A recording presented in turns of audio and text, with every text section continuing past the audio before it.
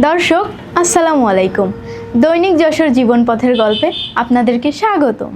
আমাদের এই চ্যানেলে আমরা সফল মানুষদের সফলতার পেছনের গল্প দর্শকদের জানাতে চাই, যাতে করে সবাই বুঝতে পারে সফলতার পিছনে কী পরিমাণের পরিশ্রম, ধৈর্য এবং কী ধরনের মানসিকতার প্রয়োজন হয়।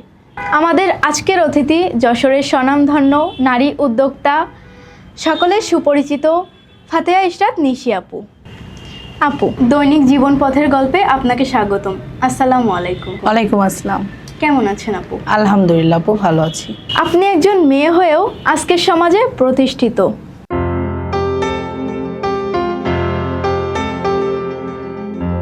নিশ্চয়ই এই পথ সহজ ছিল না। আমরা সেই গল্পটাই জানতে চাই, শুরুটা কিভাবে হলো? শুরুটা যদি শুরু করি তাহলে আজকে শেষও হবে না, কারণ এই যুদ্ধের পিছনে আগের অনেক কাহিনী আছে। আমার বাবার ছেলে সন্তান ছিল না, আমরা দুই বোন। সবাই বলে কি আমার বাবার ছেলে নাই, এরা দুই মেয়ে চলে গেলে আমার বাবে তো আর ছেলে থাকবে না। তো সেই ক্ষেত্রে তখন আমার ব্রেনে আসলো যে আমাকে ছেলের মতো বাঁচতে হবে, আমাকে ছেলে হয়ে দাঁড়াতে হবে আমার বাপ মার সাথে। পাঁচজন দেখে বলতে পারে যে একটা ছেলে কি করতে পারে, যে একটা মেয়ে এত কিছু করছে। এটাই আমার টার্গেট ছিল যে আমার লাইফে আমার কিছু করতে হবে এবং আমি 10টা-20টা নারী নিয়ে দাঁড়াবো একসাথে, যে দেখাবো যে একটা মেয়ে জীবনে অনেক কিছু করতে পারে। আপু, শুরুটা তো করলেন, কিন্তু কি ধরনের কাজ শুরু করলেন একদম শুরু থেকে জানতে চাই। আসলে ওই যে প্রথমেই তোমাকে বললাম না যে আমার ইচ্ছা হচ্ছে প্রত্যেকটা মেয়েদের নিয়ে একসাথে কাজ করার। ওই কারণে আমি 3 পিসের বিজনেস শুরু করছি, যাতে আমি 10-12টা, প্রথমে 10-12টা থেকে ছিল, তারপরে 20 জন 30 জন, এখন তো 50-60 জন হয়ে গেছে।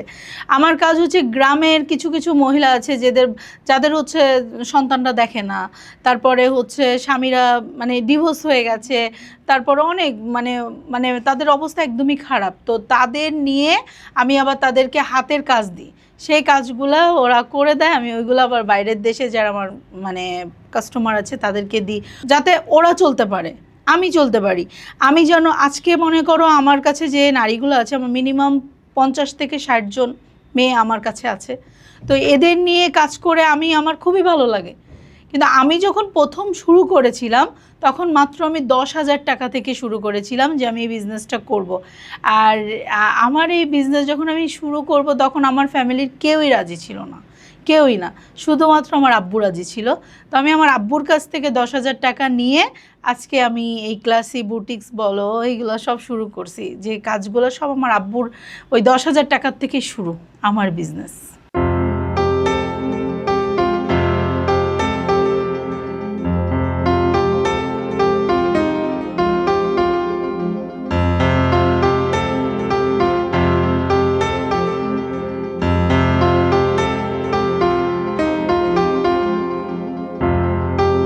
আচ্ছা আপু, আমরা সাধারণত সমাজে দেখে থাকি, সমাজে যাদের টাকা পয়সা আছে বেশি, যারা স্মার্ট, সবাই তাদের নিয়ে কাজ করতে চায় যেন তাড়াতাড়ি সফলতা পায়। কিন্তু আপনি সম্পূর্ণ ভিন্ন। আপনার এই চিন্তা কেন আসলো, কিভাবে আসলো? সবাই তার স্মার্ট মেয়ে নিয়ে দৌড়দৌড়ি করে, তারপরে টাকা পয়সাওয়ালা মানুষ নিয়ে দৌড়দৌড়ি করে। আমি এটা একদমই পছন্দ করি না। আমি যাদেরকে জব দিই বা যাকে সাহায্য করি, মনে করো যাদের হাজব্যান্ড নাই, মারা গেছে, যাদের বাবা মারা গেছে, বা তারা চাকরি পাচ্ছে না, তারা পর্দা করতেছে, অন্য কোনো প্রতিষ্ঠানে গেলে তোমাকে নেওয়া যাবে না, তোমার বাচ্চা আছে, তুমি পারবা না। কিন্তু আমি সেই মেয়েগুলোকে সুযোগ দিই আমার এইখানে কাজ করার জন্য, তারা যেন তার বাচ্চাটাকে নিয়ে সামনের দিক আগাতে পারে। যেভাবে আমি আমার চিন্তা দিয়ে ভাবি যে ওই মেয়েটাকে তো সমাজে কোনো জায়গায় চাকরি দিবে না, ওর মামা খালুও নাই, হবে না। কিন্তু আমি ভাবছি কি যে আমি যদি ওই মেয়েটার সাথে থাকি, সেও একদিন বড় হইতে পারবে, সে তার বাচ্চা নিয়ে, কারোর বুড়ো বাবা মা আছে তাদেরকে নিয়ে একসাথে চলতে পারবে। আমার চিন্তাধারা একটু অন্য, ভিন্নভাবে আমি করি, যেন প্রত্যেকটা মেয়ের পাশে তো আমি দাঁড়াতে পারবো না, কিন্তু অসহায় নারীদের দিয়ে আমার মনে হয় যে ওদের পাশে দাঁড়ালে ওদের কেউ নাই, এই দুনিয়াতে ওদের কেউ নাই, সেজন্য ওদের সাথে কাজ করার চেষ্টা করি আমি। আপু, আপনি এখানে কতদিন ধরে আছেন এবং কোন সেক্টরে কাজ করছেন? আমি এখানে 1 বছর ধরে আছি। আমি এখানে লাইভ অ্যাসিস্ট্যান্ট পদে আছি। আচ্ছা, আপনি এত জায়গা থাকতে এইখানেই কেন আসছেন কাজ করতে? আর এখানে কি কি সুবিধা আপনি পাচ্ছেন? এখানে অনেক সুবিধাই আছে। আমি অনেক জায়গায় চাকরির জন্য ট্রাই করছি, কিন্তু সেখানে স্টাইলিশ মেয়ে লাগবে, সেখানে মডার্ন লাগবে, কিন্তু ওই ধরনের মেয়ে আমি না। যেহেতু এখানে সব মেয়েরা আছে, আর আমি আমাদের মালিকের কাছ থেকে অনেক সুবিধা পেয়েছি। সে আমার সম্পূর্ণ দায়িত্ব নিয়েছে, প্লাস হচ্ছে আমার যত সুবিধা অসুবিধা আছে সেই দেখাশোনা করে। আপু, যশোরে তো আরো অনেক জায়গা আছে, কিন্তু আপনি এই সেক্টরে এইখানে চাকরি করার মূল উদ্দেশ্য কি, বা কি কি সুবিধা আপনি পাচ্ছেন এখানে? As soon as possible classic goods মানে খুব উন্নত মানের ড্রেস, আর শুধু তা না, তাদের বিহেভিয়ার, কথাবার্তা এখানের ওনাররা অনেকই ভালো, বুঝছেন। তাদের কথাবার্তা অন্যান্য কোম্পানির কথাবার্তা ওনারদের মতো একরকম না। তারা কারোর ড্রেস আপ দেখে জাস্ট করে না, তারা তাদের এটা দেখে জাস্ট করে যে সে একটা প্রকৃত মানুষ। আমরা শুনেছি যে নিশি আপু এখানে নতুন একটা আউটলেট দিয়েছে এবং সে অনেক অসহায় মানুষদেরকে এখানে চাকরি দিচ্ছে। তো আমরা নিশি আপুর কাছ থেকে শুনেছি আপনি ভারত থেকে এসেছেন, তো আপনি এখানে কিভাবে আসলেন এবং কিভাবে চাকরিটা পেলেন? मैं वहाँ से मतलब जो मेरे उधर का जो सरकार है वो मतलब बंगाली लोग को वहाँ पे रख नहीं रहे, तो वो यहाँ पे भेज दे प्लेन से। तो यहाँ पे आके मतलब मेरा घर में मेरे भाई लोग एक मतलब कोई काम नहीं कर रहे, तो मेरे मम्मी पापा आके यहाँ पे भी काम कर रहे, तो मतलब सोची मैं भी काम कर लेती हूँ। तो मतलब मैम मम्मी की कोई पहचान वाली थी, तो मतलब उनने काम पे लेके आया यहाँ पे। तो मैम से बात करवाए, मैम मतलब बहुत अच्छे है, जो कि मेरे को छोटे उम्र में मेरे को यहाँ पे काम करने के लिए लगा दिए। মেয়েদেরকে একটা আলাদা সেফটিও দেওয়া হয়, যে সেফটিটা আমরা আউট কোথাও পাই না, যেটা ক্লাসিক গুডসে আমরা পাচ্ছি। তাছাড়া এখানে অসহায় মেয়েদের সর্বাধিকারে অগ্রাধিকার দেওয়া হয়, যেটা সব প্রতিষ্ঠানে দেয় না। আপনি তো একজন সফল মানুষ, অনেকেই আপনাকে চেনে। বর্তমানে আপনি কি কি নিয়ে কাজ করছেন? আপনার এই ব্যবসা এখন কেমন অবস্থানে আছে? আমার হচ্ছে যশোরে এখন একটা শোরুম আছে। শোরুমটা হচ্ছে আদ্দিন হসপিটালের রেল রোড, আদ্দিন হসপিটাল একদম দক্ষিণ পাশেই হচ্ছে আপনার মোর্শেদ টাওয়ার, ওর নিচতলায় হচ্ছে আমার শোরুম। আর আমার একটা টেলার্স আছে পাশাপাশি, প্লাস আমার গ্রাম সাইডে অনেকগুলা মানে মহিলাদের নিয়ে যে হাতের কাজে 3 পিসের কাজ চলতেছে, যেগুলো আমরা বাইরের দেশে দিই। তারপরে বিভিন্ন ঢাকায় অনেক জায়গায় যেখানে অর্ডার আসে, ওইগুলো হাতের কাজের কাজ আমাদের কিন্তু মূলত বেশি মানে আমাদের ফোকাস হচ্ছে হাতের কাজের কাজ নিয়েই কিন্তু দেওয়া হয়, কি সেটা আমরা মানে যেখানে যেখানে অর্ডার আসে সেখানেই দিয়ে থাকি।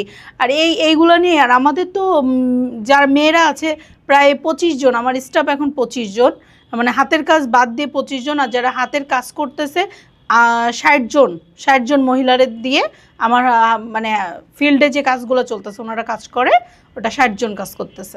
আপনার এই জার্নিটা তো অনেক দিন থেকে, আর আপনি একজন মেয়ে মানুষ। আমাদের সমাজে সাধারণত মেয়েদের ছোট করে দেখা হয়, তাদের কিছু করতে দেওয়া হয় না, কিন্তু আপনি এই পর্যন্ত আসছেন। আপনার এই জার্নির পিছনে কোনো বাধা তো অবশ্যই আছে। হ্যাঁ, এখন আমরা জানতে চাই কি কি ধরনের বাধা আপনাকে ফেস করতে হয়েছে? কাজ করতে গেলে তো বাধা আসবেই, এটা তো সত্য কথা। তারপরে আমি একটা মেয়ে মানুষ, আমার ভাই নাই, তারপরে হচ্ছে আমার হাজব্যান্ডও বাইরে ছিল। সেই ক্ষেত্রে যখন বিজনেস শুরু করছি তখন অনেক কথা যে মেয়ে হয়ে কেন বিজনেস করবে, আল্লাহ বিয়ে হয়ে গেছে সংসার করবে, সে 3 পিস কেন সেল করবে? তাহলে বিয়ে কেন দিছি? বিয়ে কেন দেওয়া হয়েছে? 3 পিস সেল করার জন্য? কেন সেল করবে? অনেকেই বলছে অনেক কিছু, যে এটা কেন করবে। শ্বশুরবাড়ির থেকে বাধা আসে নাই, কিন্তু আশেপাশে কিছু মানুষ আছে তারা বলছে, অনেক কিছুই বলছে যে এটা করা যাবে না, এটা করলে হবে, বাইরে বেরোনো যাবে না, খারাপ হয়ে যাবে, এইসব। কিন্তু আমি কে কি বললো, কে কি শুনলো, এগুলো আমি ব্রেনে নিই নাই। আমি ভাবছি আমাকে সামনের দিকে আগাতে হবে, যেভাবেই হোক আমাকে সামনের দিকে আগাতে হবে এবং আমাকে বড় হইতে হবে। কারণ আমার আব্বু আম্মু যেন বলতে পারে যে আমার মেয়ে না, আমার ছেলেও আছে।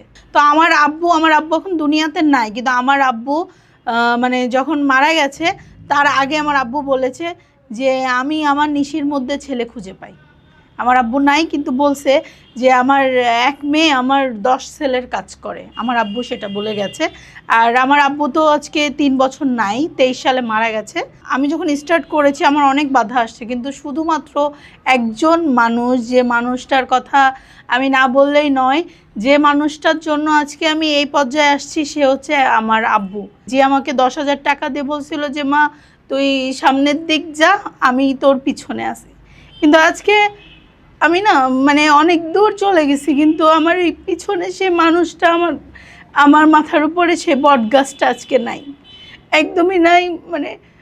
মানে আমার এই সফলতা, মানে আমি যে সামনে এত দূর আসছি, যাকে আমি দেখাবো, যে মানুষটা আমার পাশে দাঁড়াবে, সব কিছুতে থাকবে, আজকে আমার আব্বুই নাই। আমি আর কি বলবো, মানে আমার আব্বু থাকলে মনে হয় আমার লাইফটা সার্থক হইতো। আমরা বুঝতে পারছি আপনার কষ্টটা, যে আপনাকে এতটা সাপোর্ট করে আপনাকে এত দূর আগাইতে দেখতে চাইছে সেই দেখতে পারেনি। আমার মনে হয় আপনার আব্বু যেখানেই থাকুক সব সময় আপনার জন্য দোয়া করে, তার দোয়ায় আপনি এত দূর আসতে পারছেন। আচ্ছা আপু, আমাদের সমাজে একটা কথা প্রচলিত আছে, পাছে লোকে কিছু বলে, আপনি এই নিন্দুকদের কি বলবেন? আগে আমাকে কেউ কিছু বললেন না, আমি হুট করে রেগে যেতাম, বা হুট করে ওই কথাটা আমাকে বলছে কথা অফ, মানে মনে করতাম যে তাকে কিছু বলতে হবে। তো একদিন আমার চাচা আমাকে বলল যে কেউ যদি তোমার পিছনে কথা বলে বা তোমার সাথে কোনো ধরনের শয়তানি করে, তুমি একটা কাজ করবা, তার কাছ থেকে ধরো সে একটা পীড়ায় বসে আছে, পীড়াটা কেড়ে নিবা না, তাকে আরও একটা বড় পীড়া দিয়ে বলবা কি আপনি এখানে বসেন, তাহলে দেখবা সে আর তোমার পিছনে লাগার সাহসও করবে না, আরও তোমার ভালো চাবে। আর আমি এটা মনে করি, যারা আমার পিছনে কথা বলে বা যারা আমাকে নিয়ে সমালোচনা করে, অবশ্যই আমি একটা সেলিব্রিটি, না হলে কেন আমাকে নিয়ে কথা বলবে? তাদের মনে প্রাণে অন্তরে সব জায়গায় আমি থাকি, এই জন্য তারা আমাকে নিয়ে কথা বলাটা পছন্দ করে। আর আমি তাদের উদ্দেশ্যে বলি, আপনারা সবসময় আমার নিয়ে চিন্তা ভাবনা করবেন, আমাকে নিয়ে আপনার ব্রেনে রাখবেন, তাহলে আপনি যত আমার নিয়ে ভাববেন আল্লাহ আমাকে তত উপরে বানাবে, এটা আমার নিয়ে কোনো টেনশন নেই, তারা করতে থাকুক। সত্যিকারের সফল হতে গেলে কি কি প্রয়োজন বলে আপনি মনে করেন? ফার্স্টে একজন ভালো মানুষ হইতে হবে, দ্বিতীয়ত তার ধৈর্য থাকতে হবে। যদি ধৈর্য না থাকে তাহলে সামনের দিক আগানো, মানে আজকে আমি বিজনেস করতেছি, কালকে আমি খুব বড় একটা শোরুমের মালিক হয়ে যাব, এটা চিন্তাধারা ব্রেনে আনাই যাবে না। কারণ এখানে বাধা বাধা বাধা, তারপরে যে কিন্তু সফলতা আসবে। তো দীর্ঘ 8 বছর ধরে কষ্ট করার পরে কিন্তু আজকের এই দিনটা আমি পেয়েছি, যে আমার একদিনে 8 দিনেই যে আজকে আমি নিশি আপু হয়েছি তা না, আমাকে কিন্তু অনেক কষ্ট করা লাগছে। তো এখানে ভালো মানুষ হইতে পারলে আমার মনে হয় যে আমি যদি মনে করি আমি সৎ পথে ইনকাম করব, তাহলে ঠিক আমার লক্ষ্যে আমি পৌঁছবো। কিন্তু আমি যদি মনে করি যে না আমার অসৎভাবে ইনকাম করতে হবে, তাহলে জীবনও ওখানে আমি যেতে পারবো না।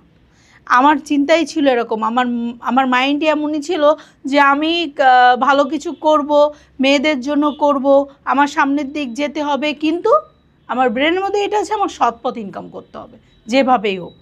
আর একটা নিয়েই আছি, এই ক্লাসিক ওটসের এই যে পোশাক, এগুলো নিয়ে আছে। আমি কিন্তু আজকে 3 পিস, কালকে এটা, কালকে ওটা না, আমি ওইটাই নিয়ে করছি যে আমাকে 3 পিস নিয়ে উঠতে হবে। বিভিন্ন মাথার মধ্যে নিলে তো সে বড় হতে পারবে না। আপু, দর্শকদের উদ্দেশ্যে কিছু বলেন। দর্শকের উদ্দেশ্যে একটাই কথা বলার, আমাকে আপনারা আগে যেমন ভালোবাসতেন এখনও তেমন ভালোবাসবেন, কারণ আপনাদের নিশি আপু আগেও যা ছিল আপনাদের কাছে এখনও তাই আছে, নিশি আপুর কোনো পরিবর্তন হয় নাই।